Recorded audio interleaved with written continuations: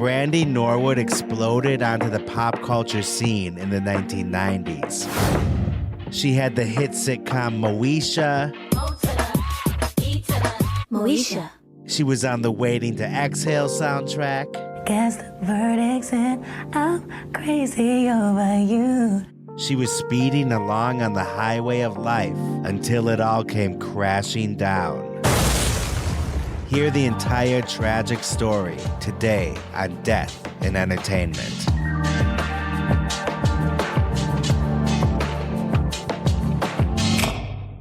Live from Los Angeles. 911, what is your emergency? Here in Hollywood now. 2 counts of murder, Injury and death. Oh my God! Shocking new details that has stunned the entertainment world. This makes me a little nervous. The hair stood up on my arms. Just like in the movies. What do you call this thing anyway? Death In entertainment. Greetings, Deado Universe. Hi. Hello, everybody. Funny to run into you here. Whoa, crazy to be here. What's going on, everybody? My name's Kyle Ploof. And I'm Alejandro Dowling. And welcome to another edition of Death and Entertainment. We missed you. Did you miss us? I missed everybody, okay? You're looking good. I'm very codependent. Yeah, we can't see you, but we know you look good. We can smell it. Yeah.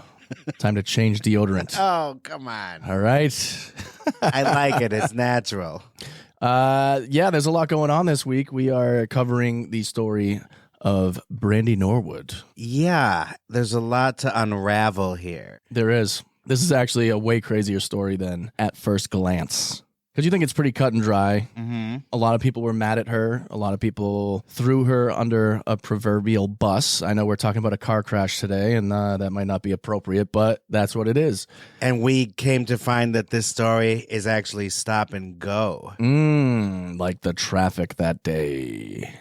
And I just want to throw out a reminder that we are a true crime comedy podcast. There will be jokes. Death and Entertainment, keyword entertainment. Don't be so sensitive. If you think the best jokes are told at a funeral, we're your podcast. We're your guys. And if you're easily offended, please go somewhere else. You're not going to like this. Hit the bricks. But for the rest of you, now that you're all here, let's have a good time. So we are traveling back to a day where Beyonce was at the top of the Billboard charts with Irreplaceable. You must not know I mean. You must not know I mean. Oh, boy. I could have another you in a minute. We're going to get a copyright strike. It's so close. Is Beyonce here? Matter of fact, he'll be here in a minute, baby. I love that song.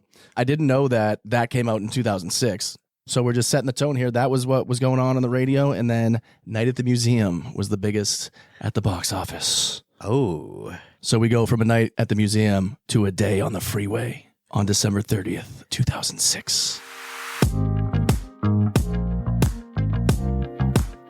But we must start at the beginning. Oh. Brandy Norwood. You know Brandy. She's an icon. I never knew her last name was Norwood. Really? Until we started talking about this story. What did you think it was? Ciccone? I don't know. You know, I never thought of what Madonna's name was, and you're the one that told me the other day it's like Cicero or something. Ciccone, yeah. Is that what you just said? Yeah. And you didn't recognize the reference. No, and we literally talked about that last night. I've never thought, I don't know what Sinbad's last name is. Sinbad. These one-worders, man. I don't know. Well, Beyonce Knowles, I guess. I know that that's her last name. But a lot of one-word names, I don't even think of what their last name is. Cher? Don't know. I can't think of it either, actually. Let's see Sinbad. He is... Cher is Sarkissian. Who the fuck knows that? Sounds like a Star Wars spinoff. Sounds like a language. Sinbad. I'm speaking Sarkissian over here. Yeah, like, why isn't anyone touching my penis? It's like a sardonic alien. Why is no one touching my cock? I'm speaking Sarkissian. I should be balls deep. Sinbad, would you believe, is David Adkins. Sin good. David Atkins? Are you fucking serious? Yeah. That's his name? Uh-huh. I mean, he's a legend. I don't want to rail against him too hard, but that's a ridiculous... David Atkins. I'm just going to be called Sinbad. Yeah, but he didn't choose that name. That's what he was born with. He was born with Sinbad? No, but you're calling his original name ridiculous. No, it's ridiculous that he chose Sinbad. Oh, I thought you were laughing at David Adkins. What couple would name their kid David? No, the fact that he chose Sinbad is ridiculous to me. It got a lot of attention. It sure did, because I thought that it was his real name. We're off track here. Let's get back to Brandy. Let's get back on the road. Ms. Norwood. She was born in Macomb, Mississippi in 1979. She was the oldest child. Her younger brother is Ray J. Oh, that's right. Who hit it first? From behind. Kim Kardashian. He made the famous sex tape with Kim Kardashian. And then he made a song called I Hit It First. Oh, that's hilarious. That nobody heard. I heard it. Yeah. Yeah, the cheeks clapping, I'm sure you did many times. And also, did you know that her cousin is Snoop Dogg? No. Yes. Shut up. Uh-huh. Brandy's cousin is Snoop Dogg. Yes. No way. For real, look it up if you don't believe me. I can hear half of Dead O Nation gasping right now. Snoop Dogg has claimed that he and Brandy are cousins. Claimed. Though Brandy has stated she's unsure if they're actually related. Come on. That's funny. Oh, she's reported to be a cousin of the wrestler Mercedes Moné, who is Sasha Banks. She's from Boston. That'd be crazy. That's three people who have made it to the pinnacle of their careers. Yeah. Pinnacle of their industries. That's interesting. Yeah. That's some heavy hitters right there. And Cameron Diaz went to high school with Snoop Dogg famously in Long Beach. Wow. Which is crazy. Them being friends. I could see it. Yeah. She seems so much younger than him. That's why it's throwing me off. Yeah, that's true. But if you think about it, they were both in their early 20s in the mid-90s. Yeah. She, of course, with The Mask. Oh, God. Her big debut. And he, of course, with The Dogfather and... With my mind on my money and my money on my mind. So, yeah, Brandy and Ray J, they both... I think he's a little lesser than Brandy, but they both had musical talent. They both... Yeah,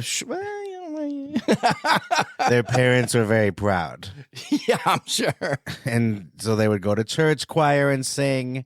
Oh, I'm sure they were super proud of Ray J then, coming out with a sex tape with Kim Kardashian. Well, it hadn't happened yet. Well, yeah. We're still in early childhood.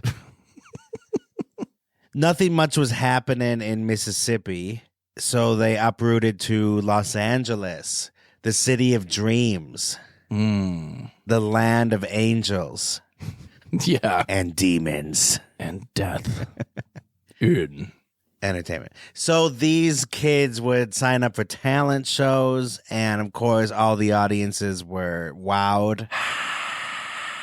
And Brandy eventually got a contract with Atlantic Records when she was still in high school. That's amazing. Yeah. And then she made her debut on TV with the sitcom Thea. Do you remember Thea? It sounds kind of familiar. It debuted in 1993. I actually remember watching it when it was on. I guess. Oh, I'm looking at pictures. Yeah. I mean, I do remember this cast. Thea was a stand-up comedian a la Roseanne, and this was a show based on her life experiences. It was actually very funny. She's a funny lady. But this show is about a no-nonsense widow raising 4 kids, and one of them is Brandy. Wow. And so she's getting good marks. She's got this Atlantic Records contract. The show didn't last long, but she got a lot of attention for it. Yeah, it led to other things. It did. And her first album landed in 1994 called Brandy. What a wild title for a debut album. Thinking outside the box. Uh-huh. Let's just call it my name. Yep. The name is mine. And it wasn't exactly a sensation, but it was very successful. And it had a certain je ne sais quoi about it. Yes. You know, it was like clean pop for young people. Yeah. It wasn't profane. It wasn't mean-spirited. It was just like very melodic R&B. Yeah. For teen girls. Right. But yet, you probably listened to it too. I listened to her when she said, sitting up in my room. Yeah, I'm glad you mentioned that. That is from the 1995 soundtrack to the movie Waiting to Exhale. And that was a sensation. Mm-hmm.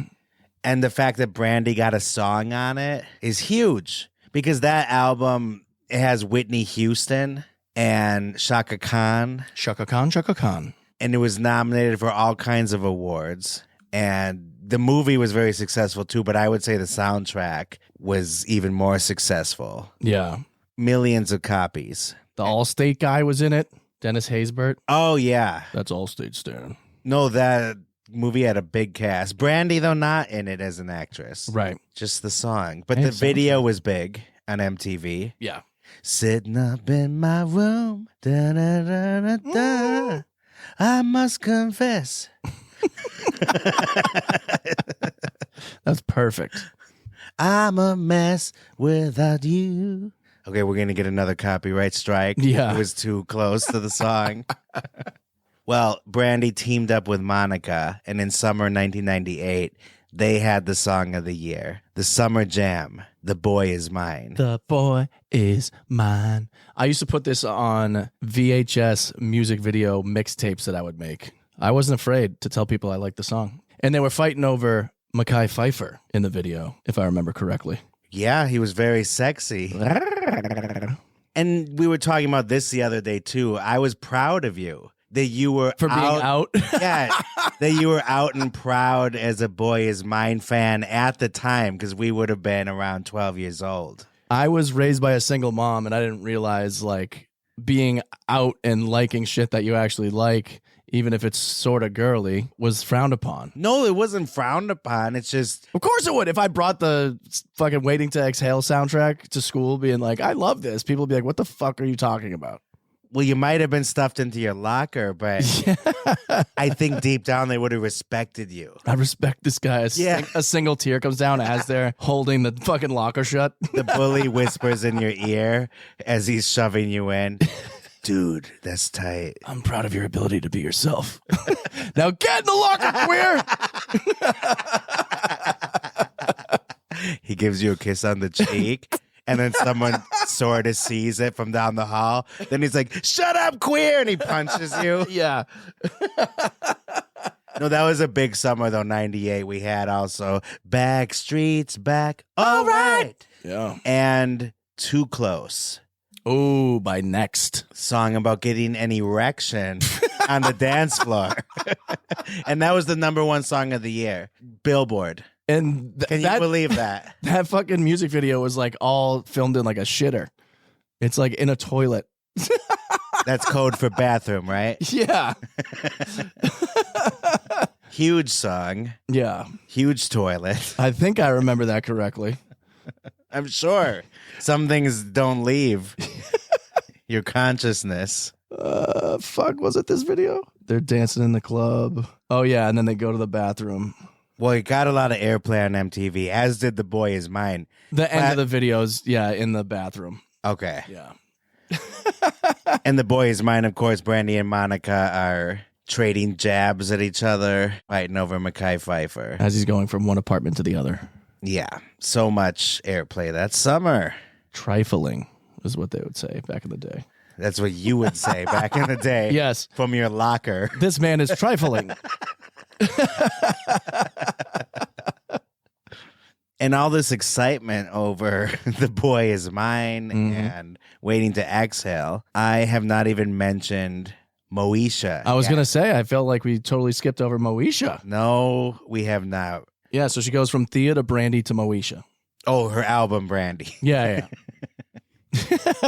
Sort of, yeah. Yeah. Well, actually, exactly. You nailed it. Yeah. I thought so. Premiered in January 1996 on UPN. Y'all remember UPN? I loved UPN. It was the CW of its day. It was literally this. Well, it is this. Yeah. Right. It morphed into the CW. Yeah, it had the dancing frog. And the competitor was WB Network at this time, right? It became the WB Network. No, but the WB Network was a separate entity to UPN at this time, and they eventually merged to become the CW. Yeah. But they both had very similar kinds of programs. Yeah, they did. I remember watching the PJs, Eddie Murphy's claymation cartoon. Yep, I remember that one. Moesha, Sister. Oh, classic. Sister. Yep. I used to watch all those fucking shows. It was They were amazing. great. Yeah, absolutely. Yeah. And Moesha was great. Yeah. And talk about hitting a chord with audiences. Yeah. This became a huge pop culture talking point for some reason because the show tackled all sorts of social issues. And Brandy was a breakout star. She was so good as the lead role. And it's a family that lives in Los Angeles, upper middle class. Yeah. Yeah, and it lasted over 100 episodes. That's the magic number for syndication. 6 seasons, ended in 2001. And when I say this was part of the pop culture zeitgeist, I think that's an understatement. Everybody knew what Moesha was, even if you didn't watch the show. Yeah. You knew the name Moesha. Absolutely. It's so funny. The dad was a Saturn car dealer. It's like all these, the UPN's gone, Saturn's gone. All these like pop culture references are falling off. It's so nuts. It's so 90s. Yeah. Yeah, so they tackled sexuality, drugs, teen pregnancy, death, premarital sex, teenagers going here, going there, going everywhere. Coming and going. Yeah. Yeah, Moesha was amazing to watch. I'm trying to find what the dad is up to now. The actor who played the dad? William Allen Young. He's not so young anymore. William Allen Old. And the mom, Cheryl Lee Ralph, she's a legend. Yeah. I first encountered her in the Flintstones movie Oh, really? as a reporter. That's hilarious. Yeah. Like, oh my God, Moesha's mom? She's huge on Broadway. Ah, very nice. There was, I think the brother was involved in a murder. Really? Lamont Bentley died January 19th, 2005 in Ventura County, California. His death shortly after midnight on January 19th, 2005. Bentley was driving alone when he was killed in a single car accident in Southern California's Ventura County. He was driving on Highway 118 near Simi Valley. Wow. Oh, okay. So I thought he was involved in a murder. That's crazy.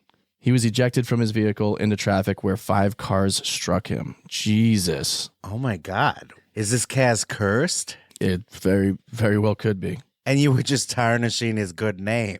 Yeah. He went from being a murderer to being a Involved. very, very unfortunate victim Yeah.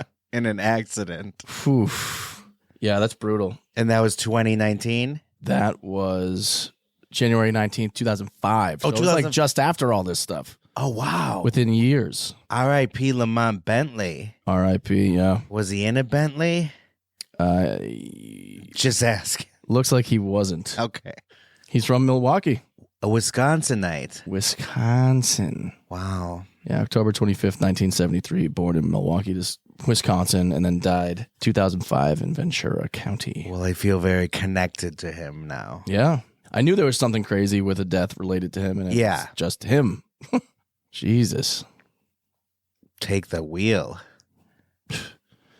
Ray J was in Moesha as well. Okay, so who did he play? I don't remember this. Dorian Long. So not one of the family members. It was a short role for Mr. Long.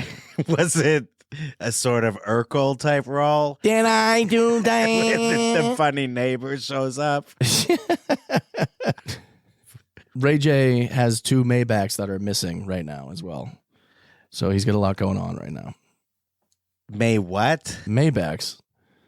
They're cars. Oh, okay. Yes. Very expensive. I want my time back after that story. Yeah, they're $200K a piece, and police are investigating. Very sad, I guess. I mean, you know, they don't have much luck with vehicles in this family, apparently. No. As we move on. You will hear about that very soon. Yeah. Why don't we hear a clip of Brandy talking about Moesha? Why don't we? Reflecting on the whole experience. Well, I can say that when Moesha met Brandy, I knew who Moesha was and I didn't know who Brandy was. Wow. Really? Yeah. So as I'm playing Moesha, like I had the confidence and everything, but when it got time for me to, be myself, I didn't know how to really act. I didn't know what to really like.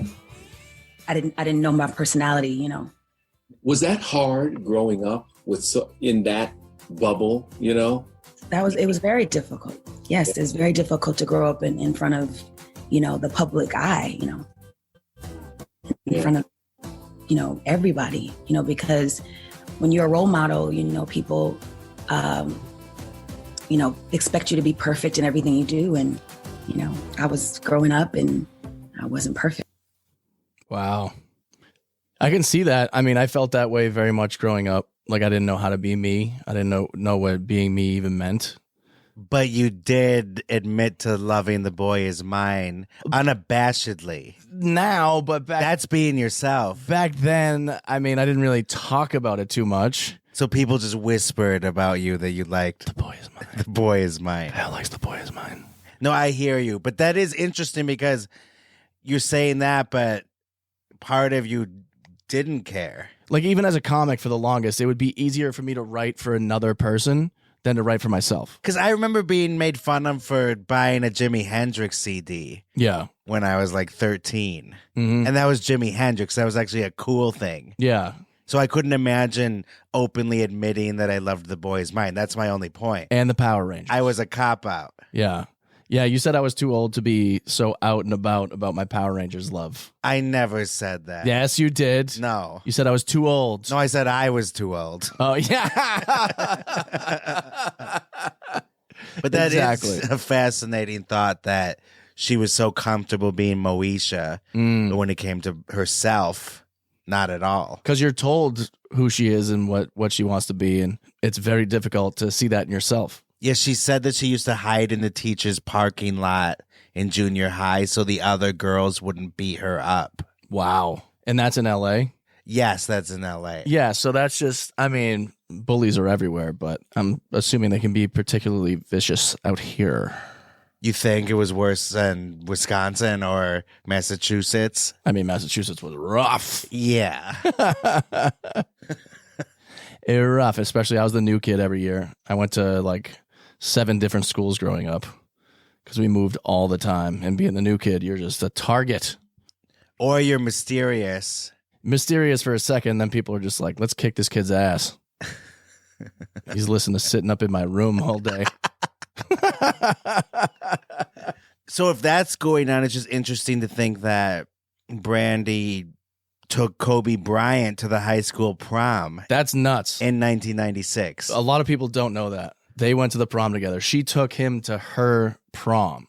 Kobe fucking Bryant, one of the best goddamn players in NBA history, one of the most legendary people to ever exist. I just went to the prom. No big. I wonder if that made people even more jealous. Well, back then he wasn't Kobe Bryant.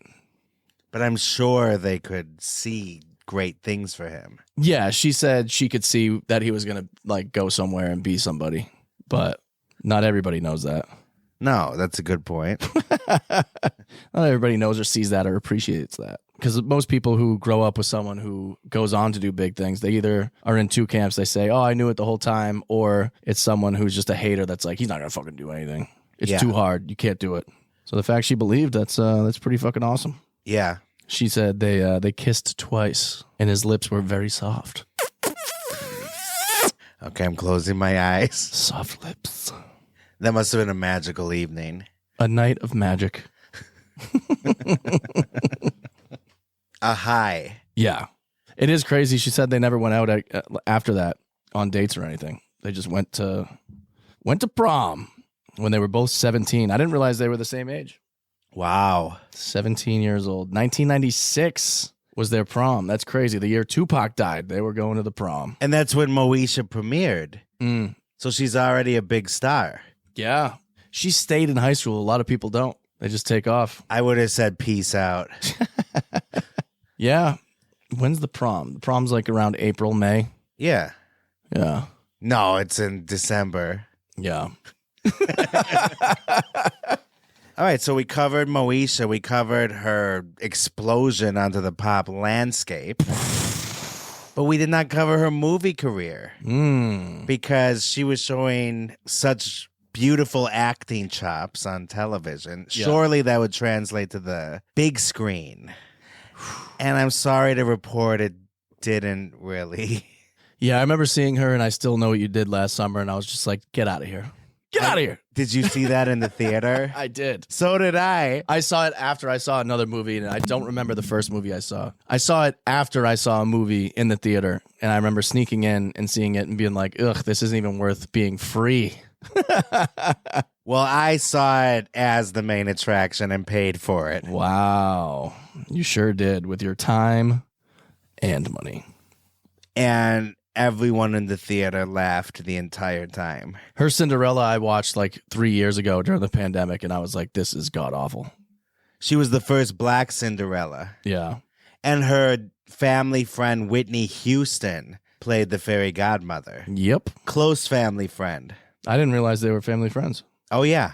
Wow. I guess I can get into that now. Another podcast that we covered. Yeah, we covered Whitney Houston, and we actually talked about Brandy on it. Do you remember? I guess so. Yeah. I didn't, and now I kind of do. Yeah. Let me refresh your memory. Well, she was one of the last people to see Whitney Houston alive. Oh, wow. Oof. And Whitney had just come from the pool or something, so she wasn't glammed up at all. And this was at the Beverly Hilton, like right before she died. Wow. And I have a clip here. Man, I have been sitting here waiting for her since I got here. I'm like, where's Whitney? Where's Whitney? A 16-year-old Brandy barely able to contain herself. I just hope she's nice to me and she likes me. Knowing she'd soon share the stage at the 1995 Kids' Choice Awards with her hero, Whitney Houston. No pressure. Only extra with this amazing video, the superstar surprising her biggest fan. Where you going? Don't you start crying and carrying on and stuff. Come here with your little pretty self. I'm so proud of you. I'm so proud. Yeah, oh, look at you. How you handling that, huh? It's cool. It's cool. Come on, let's go and sit there. Just 2 days That's before fucking her death, amazing. Whitney bursting into this interview with Whitney definitely seemed like a sweet person. Yeah. And like tells her, come back, stop crying, get over here, give me a hug. Yeah. That is so nice. Not almost nobody is like that when you're as big as Whitney Houston. And then they did Cinderella together and had a magical experience, and then you trashed it. Well, you know, it didn't come off. Okay, now here's the part. I believe this is Whitney's last appearance on video. Wow. Just 2 days before her death, Whitney bursting into this interview with Clive Davis, Monica, and Brandy, handing her protege a private note. Whitney burst in on an interview with Brandy. Now I do remember that. Yep. It's for you. I love you, Whitney Houston. Aw.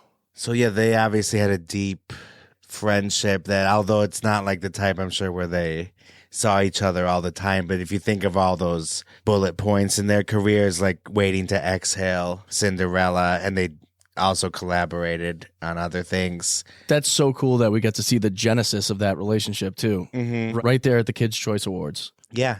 She's saying, I hope she's nice. I hope, I get to say hello. And then boom, she's right there saying, hey, come over here, give me a hug.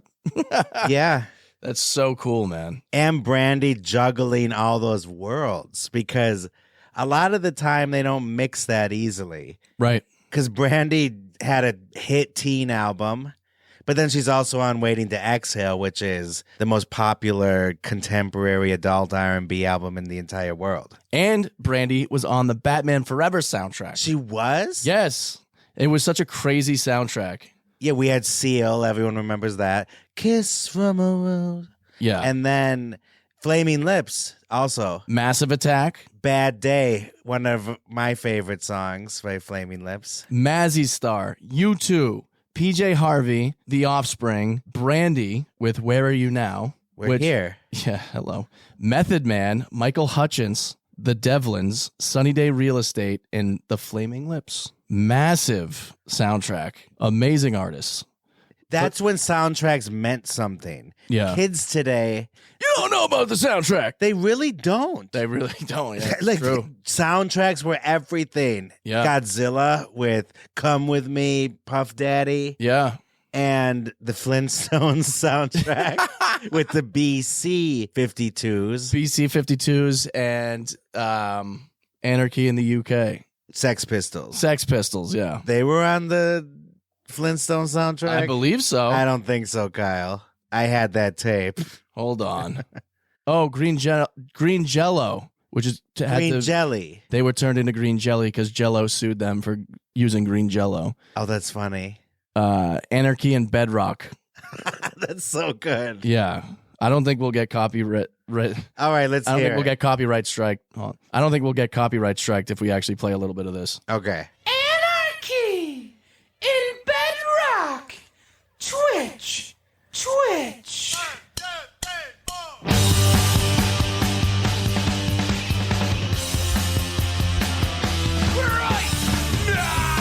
You don't remember this? I should.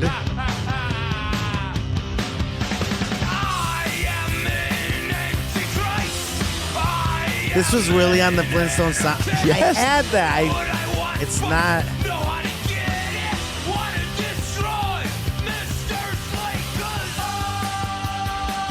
It's And it's starting to it's starting to sound a little familiar. But Brandy's song, was that song really rocks. Hello. Can we hear like 2 seconds of the Brandy song from Batman Forever? Yeah. To even the spread here. Oh, I love it. So smooth. I love the vibe she had. Yeah.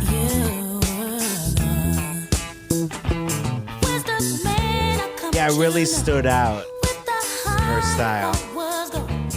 Yeah, I love that now, but back in the day, I used to skip over it all the time because it wasn't as fucking dark as the Batman Forever soundtrack should have been, in my opinion. Right. It's an eclectic group of songs on that thing. Yeah.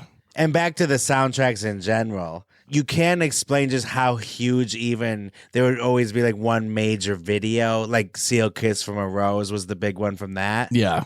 But like summer 1993 UB40 with Can't Help Falling in Love from Sliver, that black and white video with Sharon Stone, that played all summer long on MTV. Yep. And there's just not that equivalent now. You couldn't recreate that sort of takeover of pop culture. Yeah. Yeah, it's true. Yeah, it's crazy that like kids now, they don't know anything about soundtracks and they don't know that McDonald's like Happy Meals used to be themed to movies instead of rappers. Batman Forever and Flintstones are two that come to mind. Absolutely. Huge campaigns. I had the glass Flintstones mug. Oh, I had all the glass Batman Forever ones from McDonald's.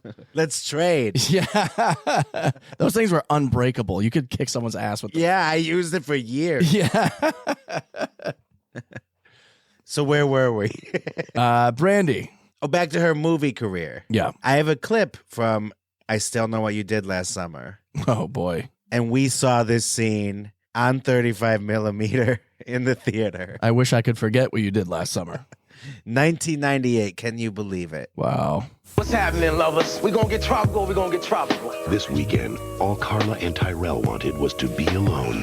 Unfortunately, It's happening again. What? someone's about to cut their weekend short. Ben Willis's daddy. You killed him. They never found the body. This November, Friday the 13th. We can sit here and wait for them to pick us off, or we can go find them first. There's no getting away. Julie, watch out! I Still Know What You Did Last Summer. Rated R. Opens everywhere Friday. Wow, Blue Monday by Orgy playing in the background. So hip. Yeah, the movie did not ignite a major movie career for Brandy. No. How does it not translate? That's weird, right? She was huge on TV, huge on the pop charts, and on the big screen, Yeah, for some reason. You have to work with someone who you know will guarantee they're shooting you in the right way and editing you in the right way. Uh-huh. And if you don't have that support or protection, it's not going to look good if you're not ready for it. In stark contrast to Brandy's mentor, Whitney Houston, who exploded into movies with The Bodyguard and Waiting to Exhale. She also acted in the movie along with being on the soundtrack. And that worked. Like The Bodyguard was a critical and commercial hit. Yeah. And yet, look at the other huge pop star of that era, Madonna. She couldn't find one movie that worked for her. There's not one. And God knows she tried. Yeah. Dick Tracy sort of worked. I was going to say, yeah. I like Dick Tracy, but so did the Academy. If you isolate her, they nominated Al Pacino for it. And the clip they played at the Oscars was him going, "I want Dick Tracy dead." League of Their Own, she wasn't too bad. Yes, but if you isolate her performances in A League of Their Own and Dick Tracy, it's like, Yeah. It's part of a large ensemble, works great, but it wasn't like, it's not like she held the movie or anything. She swung for the fences with Evita, and I heard that was terrible. Yeah, I think she did her best, but kind of a snooze fest. Wow. And then swept away, forget about it. Sweep it under the rug. Yeah. So, yeah, Brandy, though, did not try as many times as Madonna did. She basically gave up on the film. Madonna would not go away. No. Yeah. She's like, you didn't like that one? Well, how about this one? How about Girl 6? One of Spike Lee's worst movies. Yeah. Yeah, because if you look at Brandy's IMDb, that was basically it. She did a TV movie called Double Platinum with Diana Ross. That was received fine. So as long as she stayed on TV, like Cinderella got big ratings. You didn't like it, but a lot of other people did. Sure. But yeah, she basically stuck to what worked for her after that. Released some albums, some more albums. Never Say Never in 1998. That's the one with Boy Is Mine. Full Moon in 2002, which was dedicated to Aaliyah. Oh, wow. Future episode. Yes. And in 2004, Aphrodisiac. Whoa. Kind of a risque title, right? Hey, she's growing up. She is. Getting sexual. And it's Afro, A-F-R-O, Disiac. Oh. That went right over my head. Went right over your afro. That's cultural appropriation. Yeah, well, you're the one that has it. So things are going pretty well through the early to mid 2000s. Yeah. Until December 30th, 2006. Oof, what happened? Brandy is going about her day, and she's traveling on what we Californians call the 405 freeway. Yeah, back home in Boston, we would say, all right, you go on 93 South, you go to 95, and then you jump on 495. Out here in California, it's the 101, the 405. So this happened on the 405 in Sherman Oaks on the Sepulveda Boulevard exit. Yeah, and she was going northbound. Oh, she was going north. I thought she was going south for some reason. No, she was south of the 101. We sound like those loony Californians right now. She was on the 405. Yeah, what does it matter? It does not matter, yeah. Although, it means she was going away from the hustle and bustle. And the hustle and bustle, Brentwood, Beverly Hills, Santa Monica. Yeah. She's going to the valley. Yes, past the valley. She's trying to get out of here. Yeah. She was going about 65 miles per hour. Which is tame on these highways. Tame? Yes. 65, people go like 90 to 100. See, I have a completely different view of this. Really? I'm shocked that 65 was even attainable. Well, because there's a lot of traffic. Yes, the 405 is usually a parking lot. Yeah. So to go 10 miles an hour, you start celebrating. Yeah. 65? Are you kidding me? But 65 as a speed is not a dangerous speed in general. No, but it's a unicorn on the 405. For sure, yeah. 90. Where have you seen people going 90? But you're saying 65 like it was... Maybe at 4 a.m. Like it was an indictment on... No, not at all. I'm more flabbergasted that she was able to get up to that speed. That makes sense, yeah. So she's cruising along, and then suddenly there's a slowdown up ahead, and she can't slow down in time. So she crashes her 2007 Land Rover, which is a big vehicle. Yeah. Big SUV. Yeah. She crashes right into a 2005 Toyota being driven by Atef Abudahaj, a 38-year-old woman from Morocco.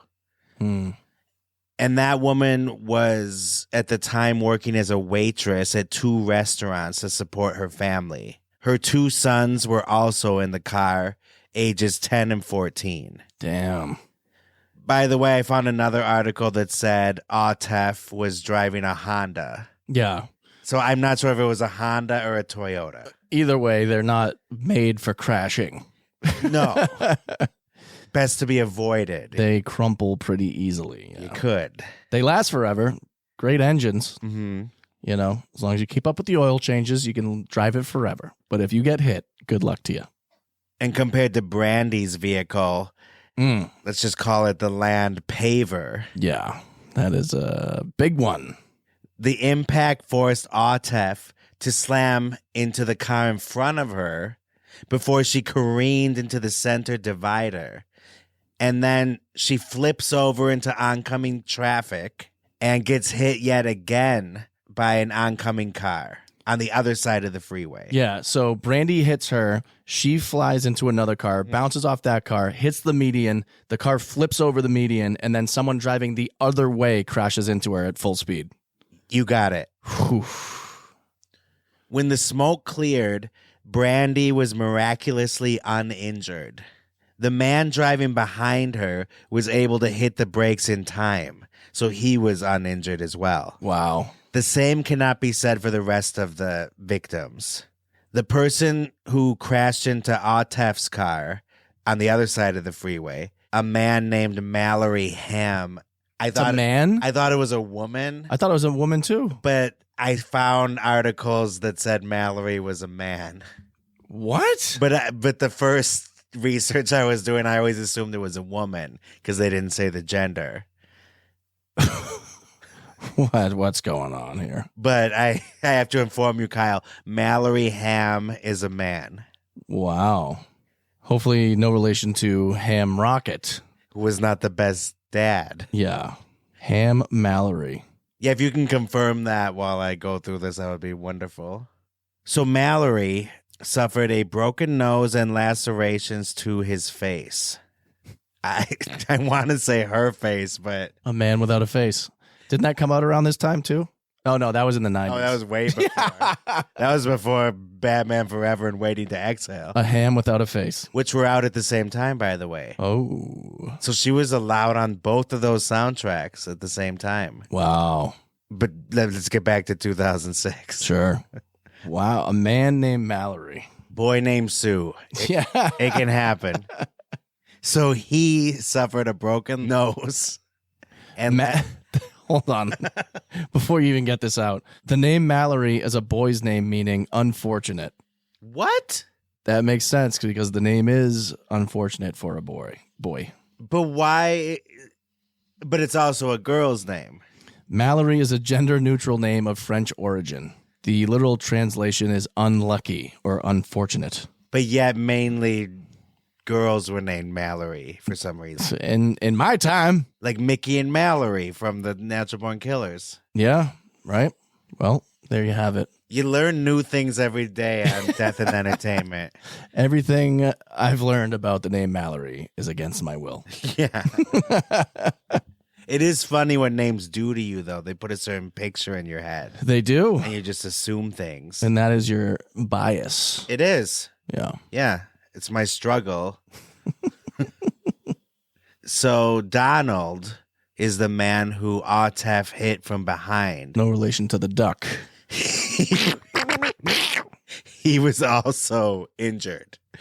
Jeez. Both of Atef's sons were shaken Not stirred. but ended up being okay. Well, that's good. Stop laughing. She, on the other hand, was in very serious condition. Yeah. Atef. Although Brandy was all right physically, she went into panic mode. She exited her vehicle and started walking around the crash scene, crying, while vehicles swerved around her. She's just out of her car walking on the freeway. Yeah, like a maniac. Oh. And she was overheard saying, "I didn't stop. It's all my fault." That is such a shocking thing. Mm-hmm. I can absolutely see how that would happen to somebody and be so freaked out, even if it really wasn't their fault. Just being like, I hit them, so it's definitely my fault, even though they might have stopped short. Mm-hmm. And there's no avoidable way to, not hit them. It shows she has some empathy, of course, for the situation, as you should. And she keeps repeating that it's all her fault. A good Samaritan then pulled over and advised her to calm down. Yeah. And to get out of the line of danger and wait by the side of the road. It's a smart person. Also told her to stop declaring that she was guilty because that could be damning evidence in court. They even say that on like your insurance cards and like AAA cards. If you're ever in an accident, you don't go out and start saying, sorry, it was my fault, because the insurance companies will figure that out. Yeah, you have to say, sorry, it's your fault. Yeah. You fucking hit me, you son of a bitch. And you're the one that just plowed into them. I have a theory here. Ooh. I think the Good Samaritan was a Moesha fan. It's very possible. Okay, and then meanwhile... Quite a theory. In the midst of this chaos, Atef is dying.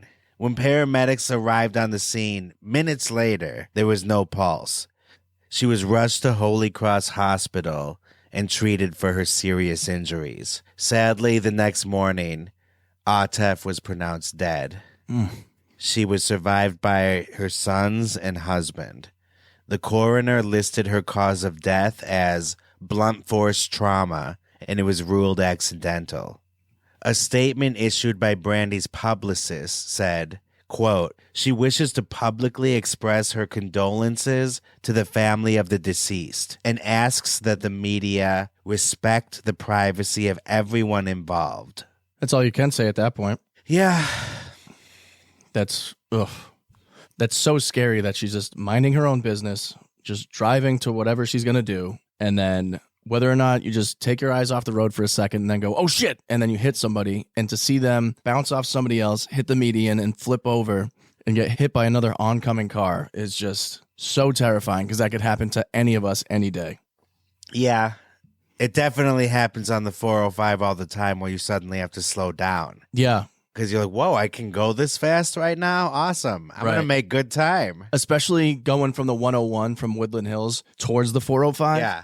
That little split, I've almost died probably 5 times right at that intersection. Right. And that's the exact opposite. So it's right underneath that. We're doing the overpass right above where Brandy hit and, was involved in this horrible crash. Right. It's tough. It really could happen to anyone. Yeah.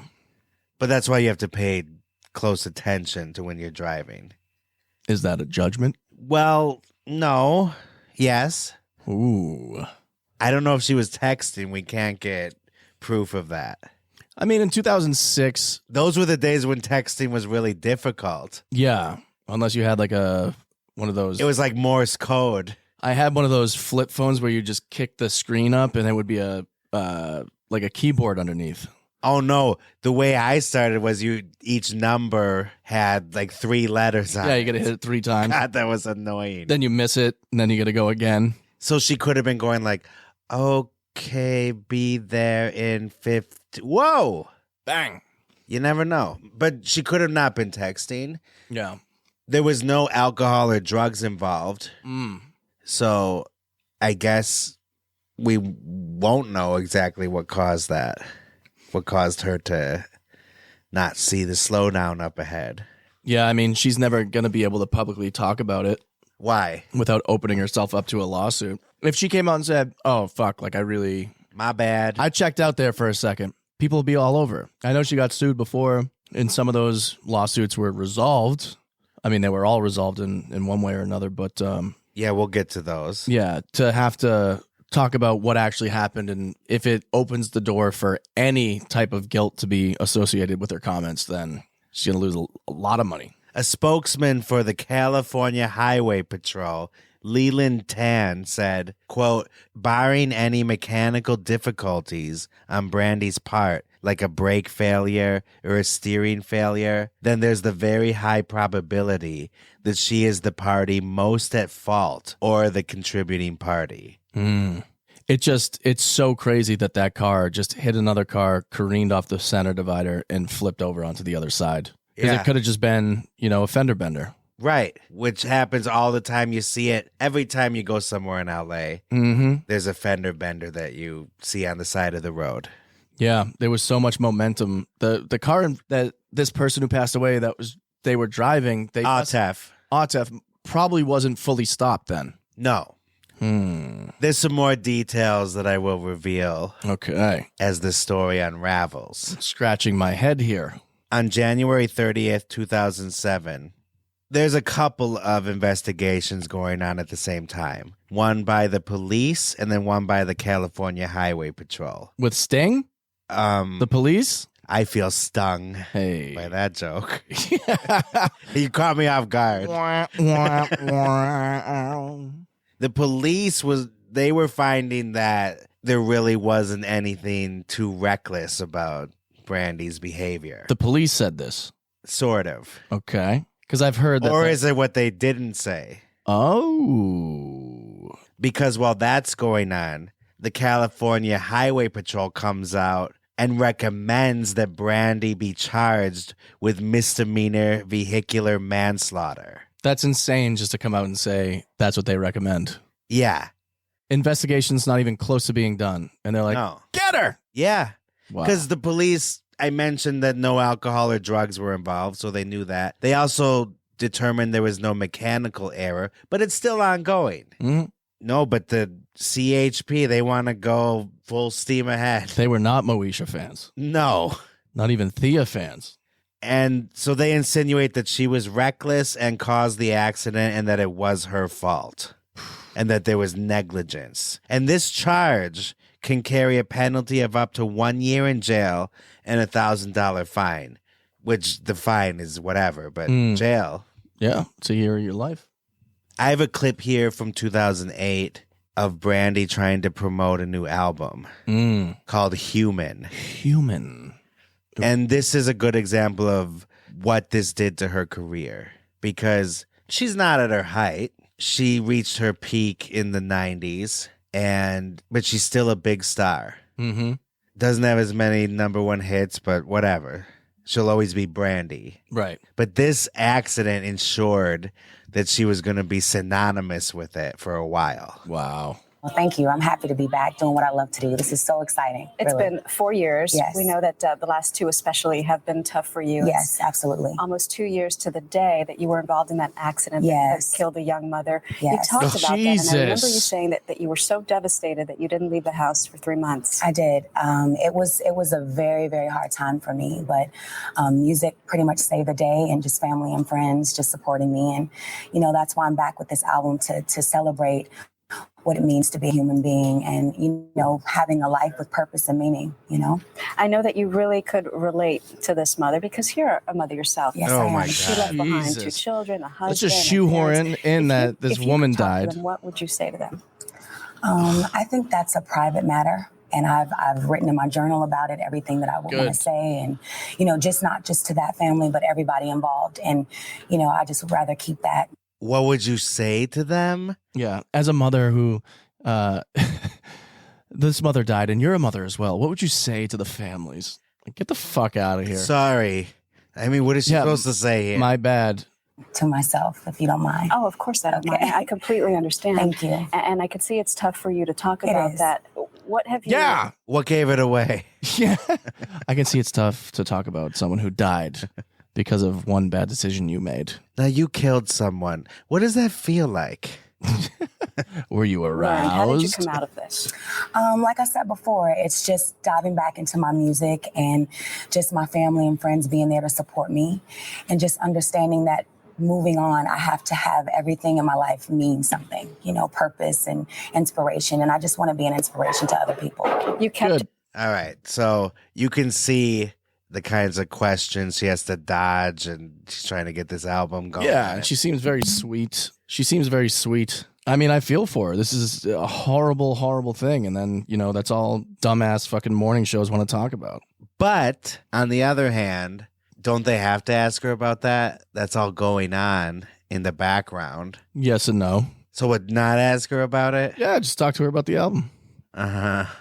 But then viewers would probably be mad and write in saying, why didn't you ask her? What I think is you can ask her, just don't dwell on it. Yeah. Ask her once in a tasteful way and then move on. But she was really laying it on thick. Very thick. Like, okay, as a mom, can you see why this dead lady's kids are so sad? Yeah. Yeah. Do you understand? What do you have to say? What do you have to say about that? Could you imagine if the roles were reversed and you were killed? Tell us about that. Yeah, because Brandy did have a kid with someone who she went on Oprah saying that she was married to the guy, but it was a lie. They weren't married. She was embarrassed to say it was out of wedlock. What? Oh, my God. Brandy was? Yeah. I don't think she's ever gotten married. But so in the media, though, she pretended she was married. But anyway. That's insane. So it was just some random dude that she was like friends with or something? Like a music producer. Oh, my God. That's funny. And so, yeah, that's when she said. That's what she's self-conscious about? Yeah, but she was saying like as a mother. So Brandy was a mother by that point. Yeah. Just pointing that out. Yeah. I know she likes to keep things private, so I don't want to say too much about it.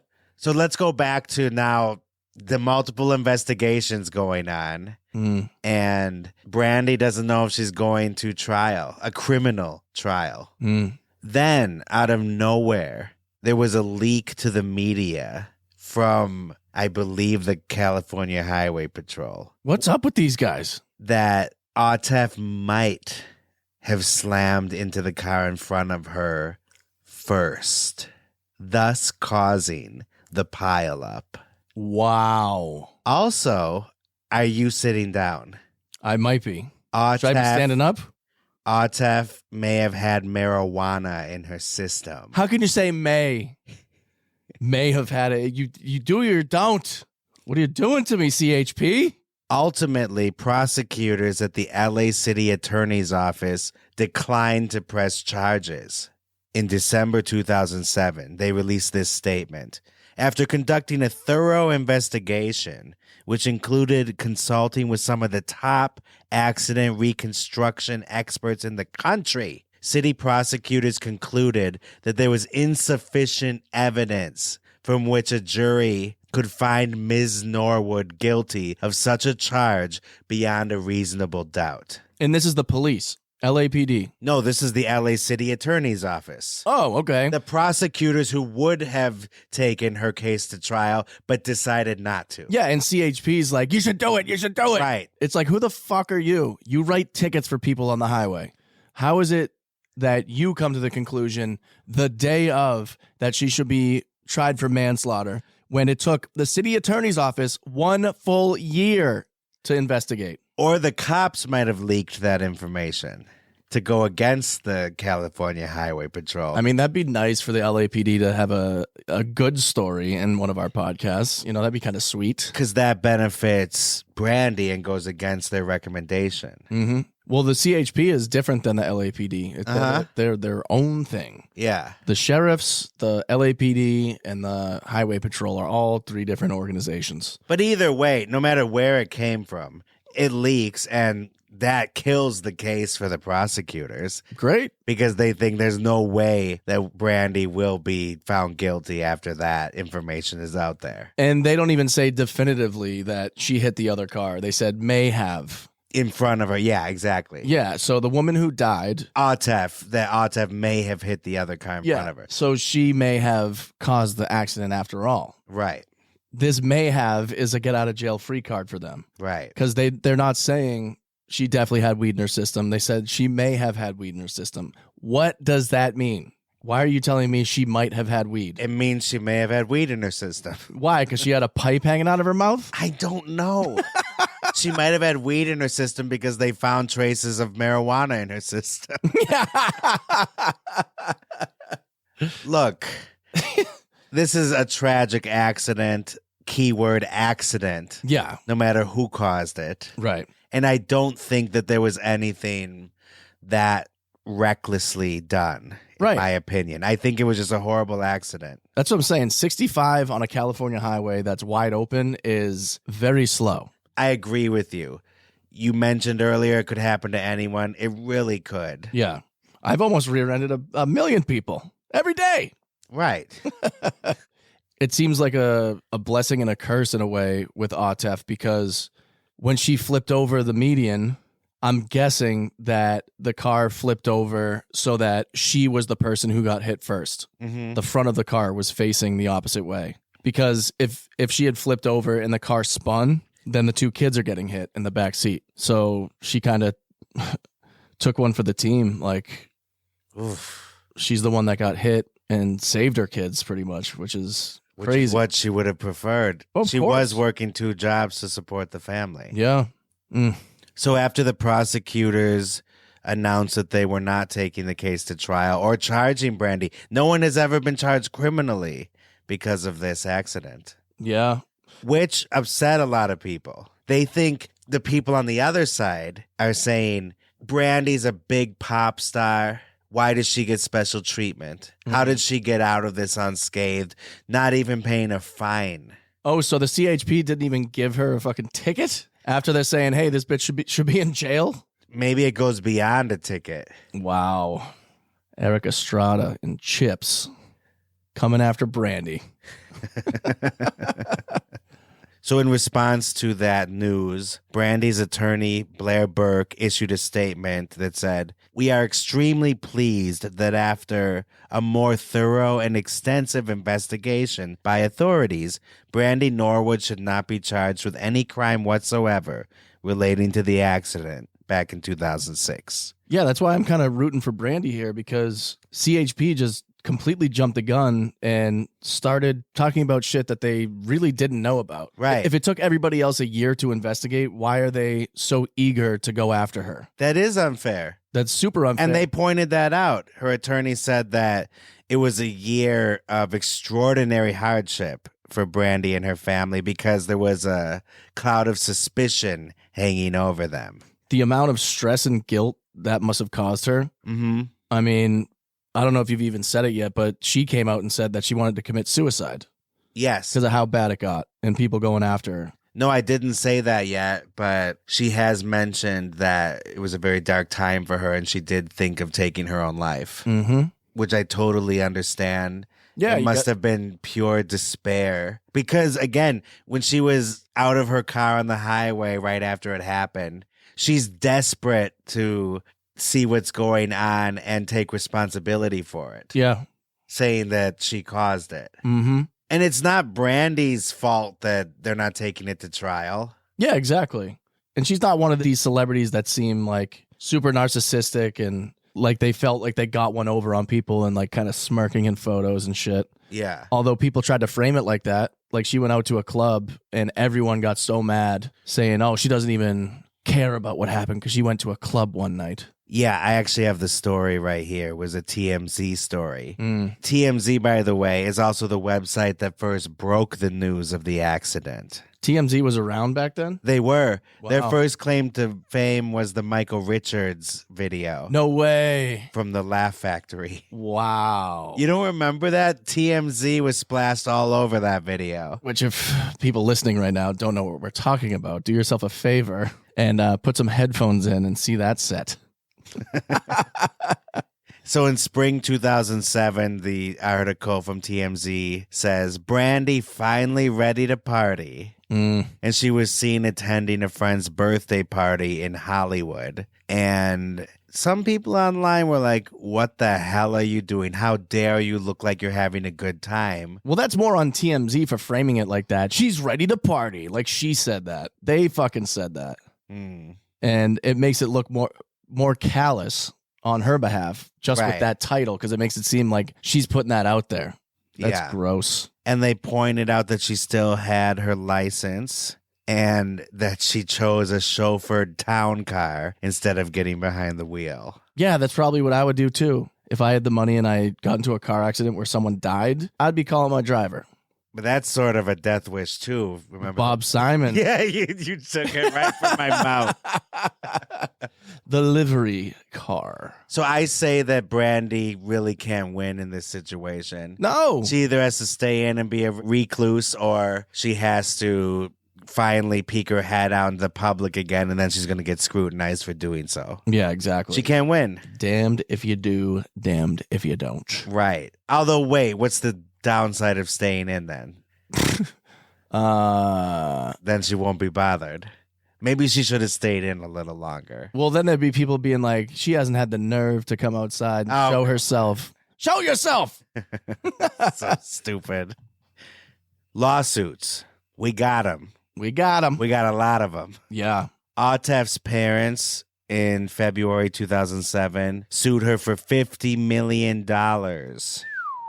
claiming that she was driving recklessly when her Land Rover struck the Honda. So it must have been a Honda by their daughter, Atef Abudahaj. And that lawsuit was actually filed the day after the California Highway Patrol recommendation. So good timing, actually. And then Atef's sons filed their own lawsuit, the ones that survived the crash. Wow. Then Atef's husband filed another lawsuit. He also sued Mallory Ham, the last car that hit Atef on the other side of the highway. Like it's their fault at all. And then Donald, the one who Atef hit from behind, filed a lawsuit against Brandy and Atef, the victim, saying they were both driving recklessly. Wow. And then Mallory sued Brandy. And then in response, Brandy sued Mallory.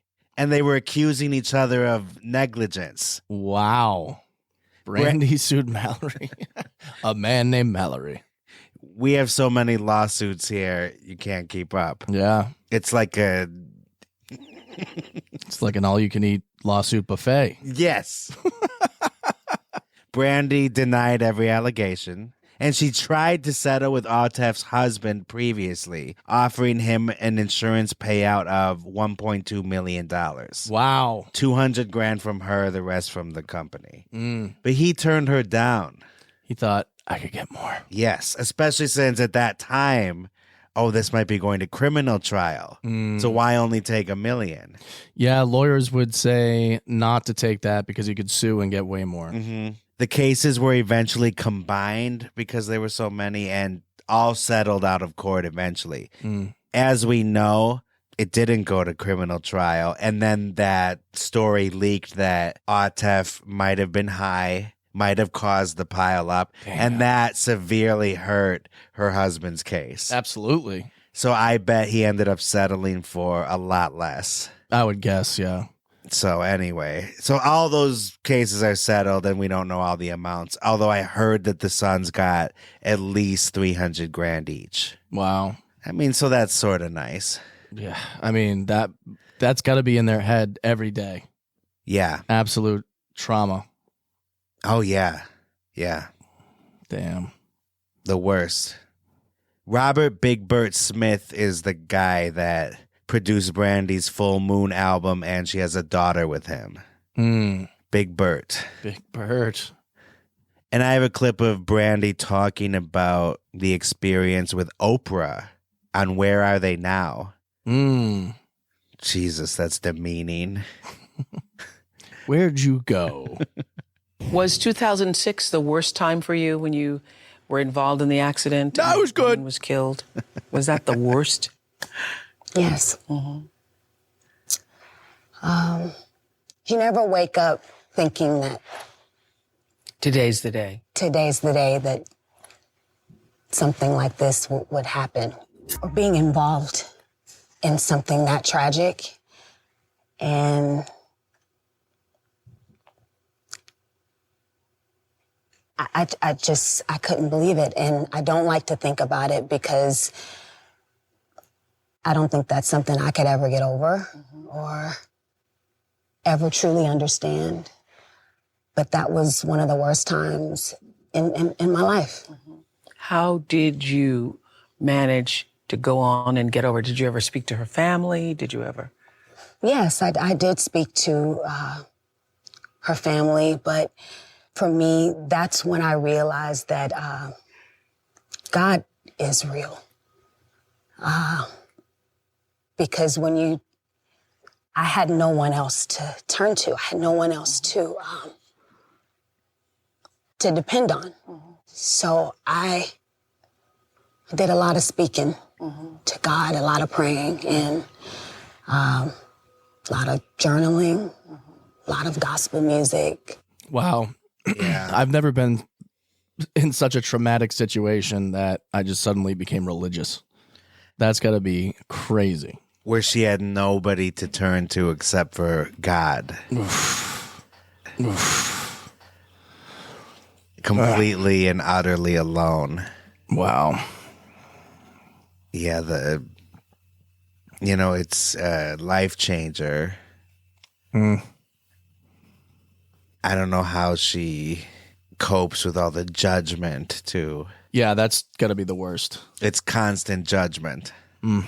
There was a blind item that said that she did turn to some drugs afterwards. Really? To cope with everything, like Rebecca Gayheart did, but not as intense as Rebecca Gayheart. Sure. I mean, you got to do something to try to ease that. The stress of the whole situation, the pain of knowing that, your reaction time wasn't enough to stop this person from dying. Right. And unlike Rebecca Gayheart, she was not necessarily reckless. Right. Rebecca Gayheart was. Mm-hmm. It was an accident, but still, she was driving recklessly. Brandy, it sounds like it was simply an accident and possibly the pileup was starting already and she joined it, Wow. Or she caused it. There was a car in front of me one time that I almost hit like 3 times in a row. And I'm like, what the fuck what's wrong with me? Why am I not realizing that they're stopping? And it's because after like the 3rd or 4th time, I realized that their brake lights weren't working. So when a car comes to a stop without the brake lights coming on, it's such a mind fuck. Yeah. And I could see that if Brandy didn't realize that this woman was slowing down because she just crashed into another car in front of her, there's nothing you can do. Right. You are going to go right into that car. Yeah. It is a terrifying thing, but if you don't see those red lights just blink up right in your face, it's over. Mm-hmm. Because you're so programmed to respond to the lights, that stimuli. Yeah, exactly. Oh, it's Pavlovian. Yeah. You see the brake lights, you stop. Yeah. And if that doesn't happen, good luck to you, because you're not going to be able to figure that out in enough time to stop, especially on a highway. Mm-hmm.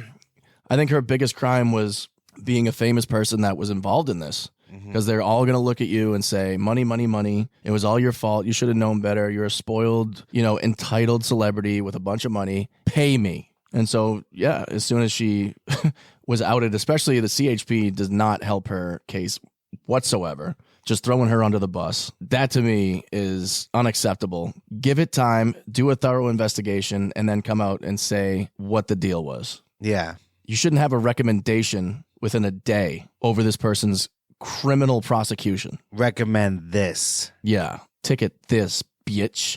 Well, folks, I think you just heard Kyle's final thoughts.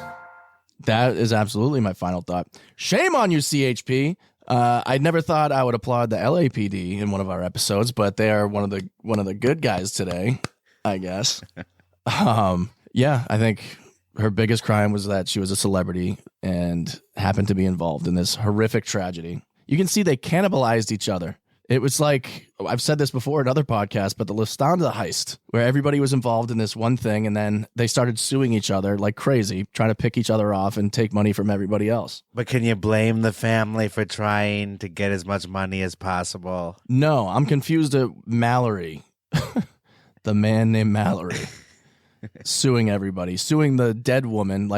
No, that was actually Donald who sued Atef. The guy that Atef hit from behind. That's even worse. Like, how can the person who got hit by someone who ended up dying be at all persecuted? From his view, he was injured, suffered some shock, whatever, and he thought that Brandy and Atef caused it. He thought they were both driving recklessly. But also Donald. He's suing Donald. What do you mean? Didn't Mallory sue Donald? No, Mallory didn't sue Donald. Oh, I thought that's what you were saying. I was like, Jesus, that is insane. No. Okay, so there's Who's gonna sue Donald? He got hit. That's what I'm saying. So I'm like, okay, there's some sense to this story then, because I was just outraged that Donald was getting. No, Mallory was suing Atef because Atef happened to was on the other side of the highway and caused the accident for Mallory. Yeah, even though Atef was forced onto that after getting hit by Brandy. It's all very convoluted and. It's a shame. It's a shame. That's literally all you can say. Yeah. It's horrific. I feel for Atef's kids that I'm tearing up even thinking about it. Really? Yeah. To be there when your mom dies. Yeah. Jeez. To witness it. Be a part of it. You're in that danger too. You're not just watching somebody you love get hurt. That is very much a danger to yourself too. It's just, oof. While you're really tearing up. Yeah. And Brandy, don't forget about Brandy, that she had to live with the guilt and still has to. Mm-hmm. It's not enough to say I'm sorry or pay them out. Yeah, she needs to watch Good Will Hunting. It's not your fault. Yeah. Robin Williams classic. She needs you to hug her. Jeez, I need a goddamn hug. It's not her. Yeah, Kyle is actually crying right now. I'm not crying. I'm tearing up. I think it's... I think it's because I'm about to have a kid. And it's the air. It's like dry. It's a little dry in here. No, I really think it is. We have onion flavored Gardettos. Yeah. We haven't showered. We're onion flavored people right now. No, but you're about to be a parent, so you feel for those sons having to lose their mom. Yeah. Terrible. Can't imagine. So, yeah, that's the final thought here. Well, R.I.P. Atef. Yeah. Abudahash. 38 years old. Brandy, incidentally, was 27 years old at the time of the accident. Wow. So she's in a different kind of 27 club. Right. And I forgot to point this out on the Aaron Hernandez episode. He is part of the 27 club. Yeah, he was 27 when he died. Yeah, so that would make him in the club. You say that like it's nothing. I thought we did say it, but we might not have. I don't know. Maybe we did. I don't know. Maybe God edited it out. I don't know. And I'm just saying it again. Yeah, fuck that guy. Kyle Kennedy did. Yeah. Go listen to the podcast if you want to find out who that is. And you had a little something to share with us quick? Oh, yeah. It seems like the 405 might be cursed. There's a lot of celebrity-involved crashes on that highway. So we know about Brandy. Yeah, we covered, the Power Rangers curse. Tui Trang, the original Yellow Ranger from Mighty Morphin Power Rangers, was killed in a car accident on the 405. Wow. In California. I guess David Beckham was involved in a pretty bad wreck on the 405. He survived. I believe everybody in that crash survived.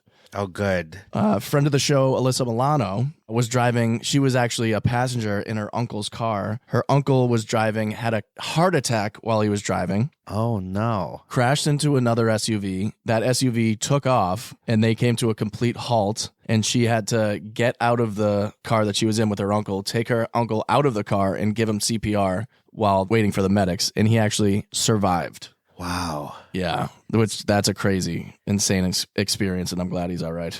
See, that would warrant a GoFundMe. Exactly. For her uncle, not for her kid's baseball trip. Great point. I mean, yeah, this is not getting you off the hook for that baseball trip. GoFundMe that. Mark Ruffalo, we saw you. Even though you were great in Poor Things, paying $200 for a rich kid's trip.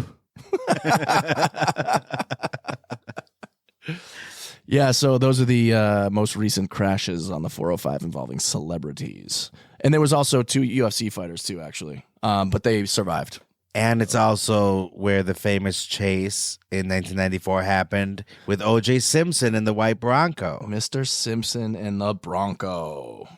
And I think what we're really trying to say here is slow down. Slow it down. Don't text. No. And pay attention. Yeah. Wake up, kids. Jeez. Pay attention. Don't go more than 65 on the highway. Because you might. Bad things might happen. There you go. Yeah. There's a lot going on out there in the world. Stay safe. Wait, do you hear that? You've got mail. We've got mail? What? Get out of town. We got the mailbag. What's going on in the world of comments? All right, Zach on YouTube gave us a very nice comment on the Aaron Hernandez Part 2 episode. He said, "You guys are the best. Best in all caps." So what's up? We know he means it with multiple exclamation points. Yeah, I feel that. Yeah. He says, "As a mailman listening to your podcast, it helps each day go by faster. However, I will admit, while I'm listening to you guys talk about the details of the deaths you cover, it scares the shit out of me having to walk up to people's houses and porches. Like someone's going to jump out and turn me into a true crime podcast episode myself." Oh, no. Thanks for the time and effort you put into your work, and can't wait for all the future stuff you're going to put out. Very nice.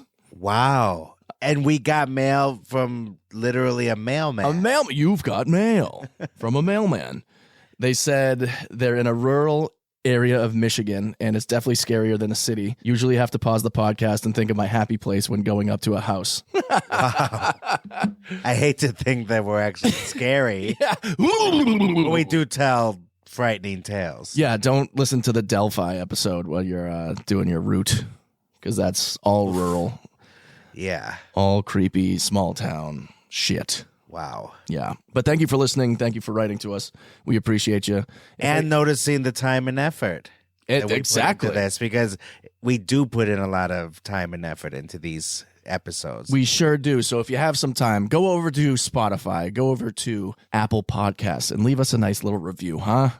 Yeah, really. If you're listening on Spotify right now, what is stopping you from clicking 5 stars? We're getting thousands and thousands and thousands of listens per month, and we only have 75 goddamn Apple reviews. Let's get that up there. No need to beg, Kyle. Get it up there.